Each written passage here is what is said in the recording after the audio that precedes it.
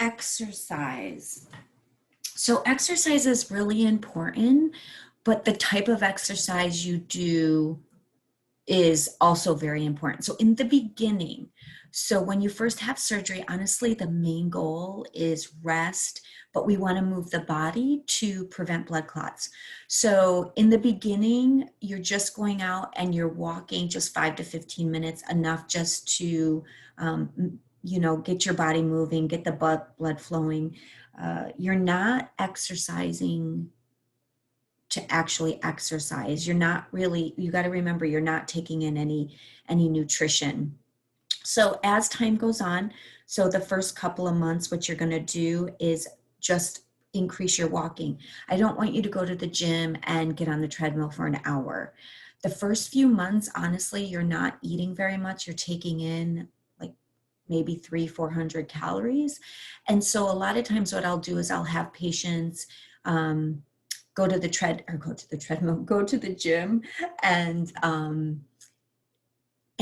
get on the treadmill for like an hour and burn 700 calories. So they're only eating 300, but they're burning 700. So if you're out exercising your caloric intake, you have to say, what am I breaking down? You're breaking down more muscle. So in the very beginning, again, what did I talk about? There's certain things you need to do to maximize fat loss and minimize muscle loss. Because remember, muscle burns more calories.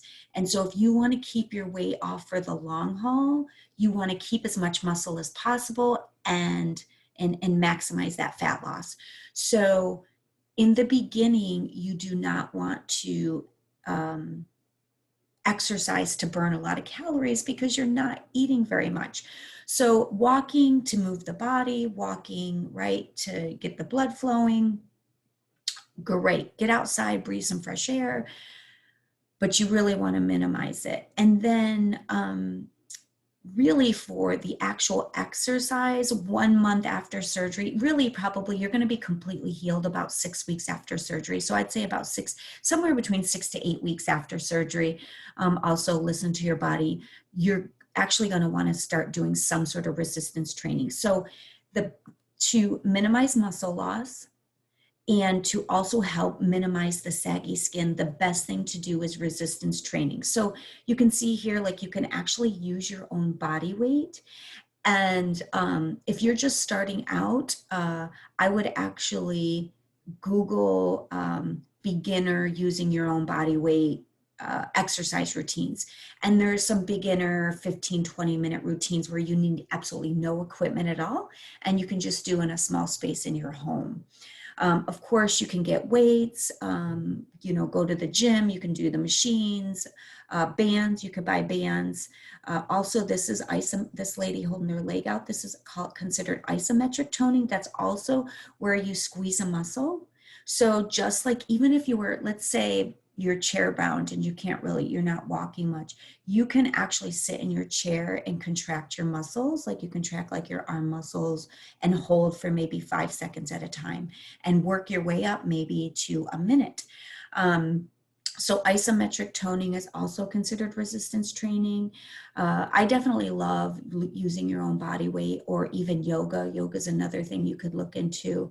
Again, it's using your own body weight and holding poses a lot. So using your own body weight and isometric toning together is yoga, which is fantastic.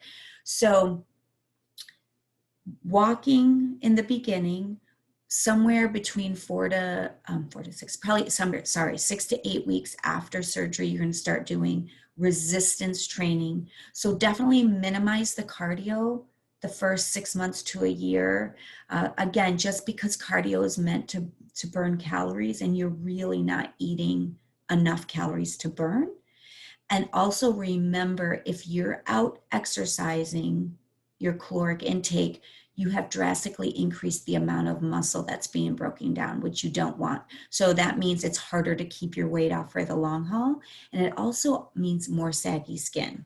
So walking to move the body, and then some form of resistance training 4 to 6 weeks after surgery. I keep saying that, 6 to 8 weeks after surgery. 6 to 8 weeks after surgery.